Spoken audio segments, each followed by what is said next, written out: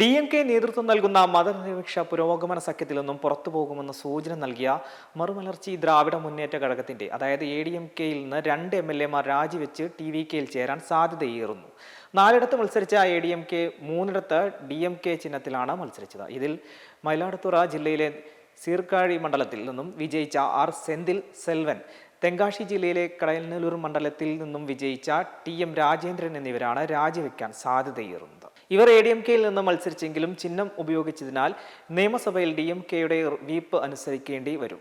അതിനാൽ MLA സ്ഥാനം രാജിവെക്കാതെ കൂറുമാറിയാൽ അയോഗ്യതയുണ്ടാകും. കഴിഞ്ഞ ദിവസം മുഖ്യമന്ത്രി C. ജോസഫ് വിജയ് രാജിവെച്ച മണ്ഡലമായ തിരുച്ചിറപ്പള്ളി ഈസ്റ്റിൽ നന്ദി പര്യടനത്തിന് എത്തിയപ്പോൾ ADMK സ്ഥാപക നേതാവായ വൈഗോയുടെ മകൻ ദുരൈ വൈഗോ MP വിജയെ സ്വീകരിക്കാൻ എത്തിയിരുന്നു. സ്ഥലം MP കൂടിയായ ദുരൈ വൈഗോ MLAമാർ രാജിവെച്ച പാർട്ടി മാറുന്നതിനെ അനുകൂലിച്ചിരുന്നു. ഇതോടെയാണ് ADMKയുടെ മുന്നണി മാറ്റത്തിൽ ചർച്ച തുടങ്ങിയത്.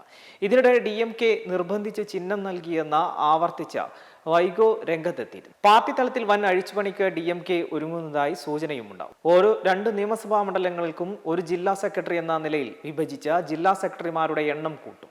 യുവാക്കളെ പാർട്ടിയിലേക്ക് കൂടുതൽ ആകർഷിപ്പിക്കുന്നതിനായി യുവജന ജില്ലാ സെക്രട്ടറിമാരെ നിയമിക്കും. കഴിഞ്ഞ തെരഞ്ഞെടുപ്പുകളിൽ ശരിയായി പ്രവർത്തിക്കാത്തതോ പാർട്ടിക്ക് പ്രതീക്ഷിച്ച ഫലം നൽകാത്തതോ ആയ നിലവിലുള്ള ജില്ലാ സെക്രട്ടറിമാരെ ഒഴിവാക്കും. പാർട്ടിയിലെ പ്രശ്നങ്ങളെക്കുറിച്ച് പഠിക്കാൻ സമിതിയെ നിയോഗിച്ചും പ്രവർത്തകരിൽ നിന്ന് അഭിപ്രായങ്ങൾ സ്വീകരിച്ചതിനും ശേഷമാണ് മാറ്റത്തിനൊരുങ്ങുന്നത്.